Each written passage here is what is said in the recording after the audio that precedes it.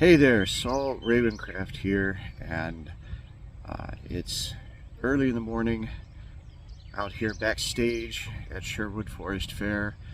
I didn't post a video yesterday because, frankly, Friday got way out of hand. I've been doing these videos that you can find over on the Texas Mojo Man page that talk about the astrology right now and basically how to apply that to getting through these interesting times. And some of that had to be put up and scheduled before I came out into the woods. We have a broken laundry drain line right now, so I'm having to hit the laundromat on the way. And there were a few other projects that had to be wrapped before I was out of the office for several days. So all that was going on, and it made Friday very weird. It made Saturday more challenging because I got in late, had to get going, and so everything was just messy. But I thought I'd talk to you a little bit today about what it's like behind the scenes here at Sherwood Forest Faire. Of course, I do hope you will come out today and see me on the Horseman stage at 1 o'clock and 6 o'clock and catch the Merlin show where I'm the man behind the owl. But there's a whole process to coming and doing this. I stay at a place about 10 minutes away in an old funky trailer in a spot we call Merlin's Trailer Park, which is my home away from home here. I had to drive out here and identify myself because they still don't know who I am, and that's fine. That's why I have the little ID that they've given me. I get the scrutiny and the nod from the person guarding the back area here, and then I drive along. Now, in these back ways, you have to drive 5 miles per hour. And that's for safety reasons. You got a lot of people running around here, and it's very reasonable, but it means it's a crawl along the back area, and then along the back road to the campsites, and then through the campsites and on to the grounds, and past the castle and through the next gate to get to the backstage area for the Fairy Forest stage where we are. There's usually a little caffeine involved. I catch up on a few things with video and email and that sort of thing, and then prep for the day. Now, Cannon goes off at 10. Our first show is at noon. You would think, well, that's a big leisurely break there, but there's a lot that has to be prepped. We got to make sure that sound is set up before Cannon. We've got to test microphones and get all that worked out. Theoretically, whatever settings we used last should still work just fine, but you got to check it out. There's all kinds of odd little things that happen, so that's got to be done. I'm going to make sure I've got charged batteries for my microphone, not just for now, but when that one runs out, so I got to have at least a couple of those standing by. So that's something that has to be prepared before I come on site. There's a lot that goes into preparing the Merlin show. There are a lot of things that have to be done. Much of that is out of my hands, but I still have to get involved when there's something that's needed there. But there's a lot of prep that goes into a show like Merlin's because there's music, he performs magic, so there's a lot of proppy things that have to go on. There's notes that we cover from the previous shows that we have to incorporate, and sometimes there are little tweaks going on to just make it better and better. But then I also have to prepare my own show because when we do the noon show, I have a 1 o'clock show on another stage, and so that means that I've got to be able to pretty much rock and roll from this show to the other. I've got to get out of costume and put things away, the weather is beginning to change. We're getting the warmer weather. When I'm working in the Merlin show, I had this big black robe on and a hood over my head and all of that going on. It's starting to get sweaty, and so I've got to hydrate a little bit and let some of that stuff get off of me before I put on my other shirt. I always do a sensing around my stage in my shows. I use copal for the spirit show, and I use frankincense for the spirit show in the evening.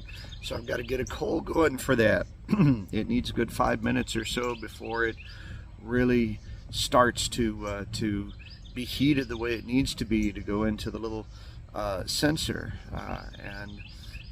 then ideally 5 minutes before my showtime I head over to the stage where hopefully the previous act is done. If they're not, then I have to wait and just cut that much time out of my own show, which I do. I get there, I put a little incense on the coal there, and I've got a certain pattern that I walk around to claim the space, to exercise the space a little bit. Believe it or not, since I started doing that, has made a big difference on the nature of that space and who comes in there. It's interesting that the troublemakers don't tend to come inside that circle, which I like.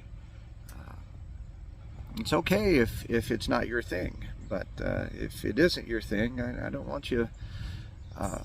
I want you to be respectful for the others, right?